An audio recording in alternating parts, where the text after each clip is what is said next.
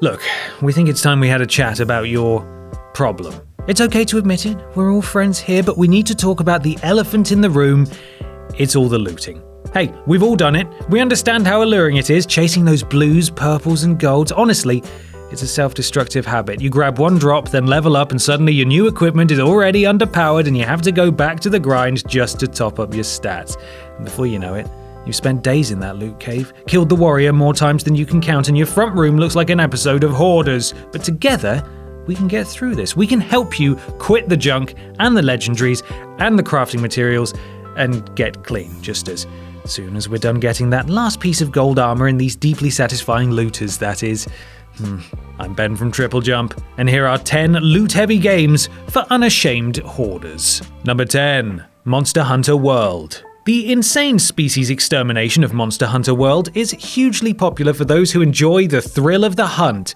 Less popular with fictional animal rights groups, however. The silly setting and sheer variety of weapons makes you feel like a kid at an unlicensed samurai weapon store, but there is a catch. Looting in Monster Hunter is less about finding ready-made weapons to go and more about the detailed crafting system, making your own equipment from toilet roll tubes, bottle caps, and Val Hazak carapaces. It's basically the parts of Blue Peter that you don't see, eviscerating a fierce dinosaur to secure the vital last fairy liquid bottle. This system means you'll spend more time scavenging materials from the carcasses of slain beasts and sifting through often baffling menus than enjoying the instant gratification of new gear, but this DIY style of reward makes you feel like you've genuinely earned that Lara Saber greatsword after hours of rare plate grinding when you finally get to wave it around in enemies' faces as a triumphant act of overcompensation. Seriously, put that away, you're upsetting the locals. Number 9. The Division 2. In one of the shock turnarounds of recent gaming history after the first game's drab, lifeless entry into the looter-shooter market, The Division 2 is surprisingly quite good. While still bearing the same grounded Tom Clancy tone, bad news for fans of Space Wizards and Iron Man cosplays, developers Massive Entertainment took the polish to the sequel, tightening up a lot of aspects, especially with the loot system. From simple changes like streamlining the colored tiers and stats for easier comparison to making gear sets accessible from the start and adding significant improvements to the PvP Dark Zone. Yes, you can actually use many weapons found there rather than being a slave to bureaucracy and having to ship everything back for filing, inspection, and inventory. Bloody middle management. While the weapons aren't as bird-brained bananas as other more fanciful entries in this list, no supersized pizza clubs, sadly. The frequency, levels, and overall balancing of drops keeps that new trinkets buzz consistent. And even if you couldn't tell your FAMAS from your hummus, you can still feel pretty good about those stats numbers going up. Number 8. Dream Quest. Looking like an early 2000s browser game you'd sneakily play through those tedious IT school lessons, Dream Quest proves that appearances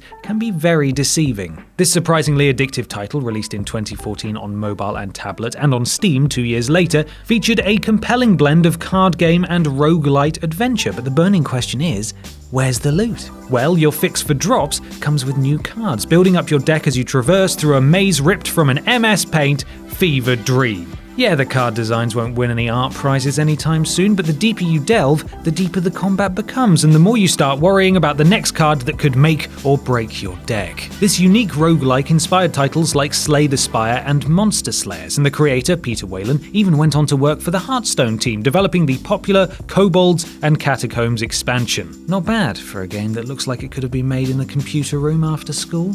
Number 7. Skyrim. The Elder Scrolls series has been enabling our inner kleptomaniac ever since we first stepped off the boat in Morrowind and spotted that alluring limeware platter, practically begging to be taken. Things may have advanced somewhat, but players still find ingenious ways to swipe every last valuable from the citizens of Tamriel. And anyone who's played Skyrim for any length of time knows that the real arch-nemesis is the dreaded carry weight. Damn you, over-encumbrance. The game's weighted items system is an arguably more realistic approach than the color-coded drops. Well, if you count stopping midway through a dragon fight to scoff down 24 sweet rolls realistic, but on a lengthy adventure you'll probably be caught short a few times, having to do the mental gymnastics of inventory management. Should I ditch this valuable Dwemer greatsword, or abandon this lovely silver cutlery? I could drop the 400 mountain flowers, but what about my alchemy lessons? Decisions. Although... Lydia! Nice. Number 6. Destiny. Longtime players of the Destiny series may fool themselves into thinking that they're in it for the slick gunplay, epic boss fights, and the camaraderie between teammates, expertly gunning their way through a tricky Vault of Glass raid run, but we all know why we're really here, don't we? It's all because we're slaves to Xur and his mysteriously enigmatic charm. Just look at that face, the posture, the bountiful gifts he bestows upon us. We are not worthy of thy generosity, our beautiful Xur. Given the amount of websites, articles, and features dedicated to Xur's weekly appearances and inventory, it's clear that this strange tentacled-faced merchant is the daddy of top-tier loot in Destiny. The core engram looting path is rewarding too, especially after a long and arduous session tackling the dailies, the weeklies, trials, flashpoints, nightfall strikes, and so on. And the big reveal at one of the cryptarchs is sure to fire off those happy neurons in your head. But our heart belongs to Xur. Number 5. Apex. Anyone not living in a cave or forced into a multi-person blood sport on a remote island will have noticed the soaring popularity of the Battle Royale genre and Apex's sudden but unstoppable rise to the top of that pile. The very concept of these games puts looting at the core of a team's success, turning everyday people into loot-hungry maniacs resembling scenes from The Warriors. And let's be honest, most games will consist of 90% looting before getting gunned down by a squad of aimbots and wall hackers. At least that's what we tell ourselves. The original breakthrough genre hit, PUBG, was particularly guilty of a long loot phase followed by a swift faceful of lead from someone hiding in a bathroom. But as developers perfected the formula, quickened the pace, and distilled it into literally crack in game form, millions of players have experienced the thrill of lucking out with a golden item or plucking one from a freshly killed opponent. Number 4. Warframe.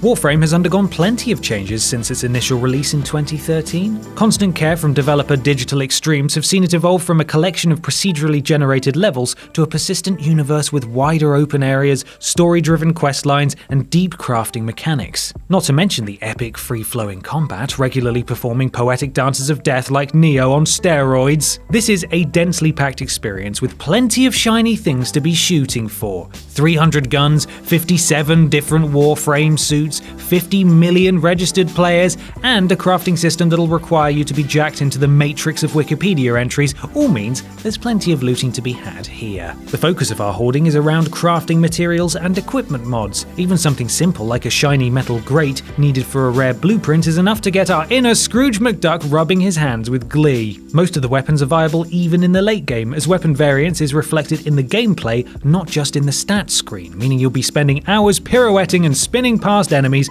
earning enough scraps to throw together your very own space shotguns, future bows, and old school hammers. Number 3. World of Warcraft. Any similar MMOs watching this, don't think you've gotten off lightly, because this could have easily been any one of you! Nearly all massively multiplayer titles have a complex loot and grind ecosystem, adapting all the time to keep players constantly on their toes. There must be some reason why over 100 million World of Warcraft accounts have been registered over the last 14 years. It could be the incredible community and social aspect, the constantly updated landscape through multiple expansions, or maybe it's because everyone knows the seductive allure of nabbing that ultra-rare Miner's Hat of the Deep, the Poseidon Seahorse mount, or a big love rocket. WoW is synonymous with loot. It was this monster MMO, along with another fan favourite coming up next, that popularised the now standard colour coding of white, green, blue, orange, and gold for item rarity, which means Blizzard are responsible for every MMO player's irrational obsession with any object with a yellow tinge to them. Number 2. Diablo. Diablo has become the standard bearer for loot-hungry gamers everywhere. The infamous dungeon crawler series set the tone for a satisfying monster slaying and drop gobbling gameplay loop. Hang on, goblins?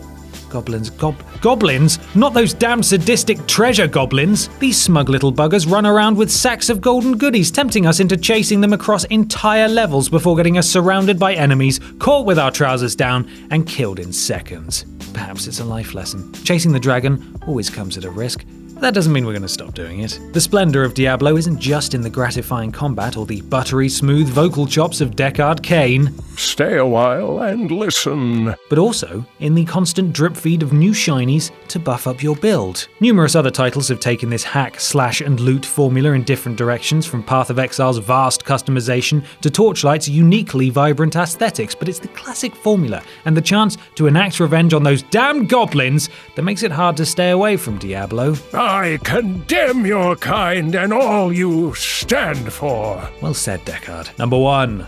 Borderlands. If you're looking for a game to help you kick the hoarding habit, Borderlands is not it. This series had us looting and shooting before the term looter-shooter was even a thing, defining a genre of frantic gunplay and the immensely satisfying accumulation of cool new gear. And it never takes itself too seriously, unlike some of the more po-faced entries on this list. The Division! Every big boss kill results in a confetti explosion of coloured Deathbringers bringing you such wonderfully named weapons like the Hunker Burning Launcher, the Bullets Go Fasterized Plasma Caster, and the double-penetrating Unkempt Harold.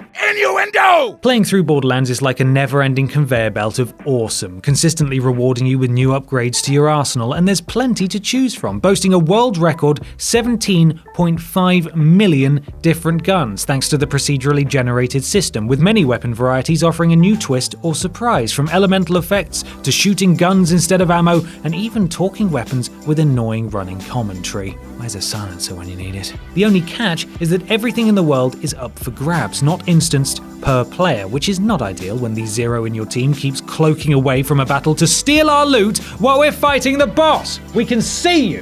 Thankfully, this will all be fixed in Borderlands 3, but until then, the Borderlands series can always keep you excited for the next discovery. Mr. Torg, play us out.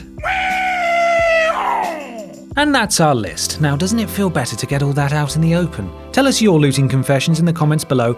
No judgment here. You can follow myself and TripleJump on Twitter here, and while you're at it, why not support the things you enjoy by having a look at our Patreon? Finally, don't forget to like the video, share it with your friends, and subscribe to the channel. I'm Ben from TripleJump, and thanks for watching.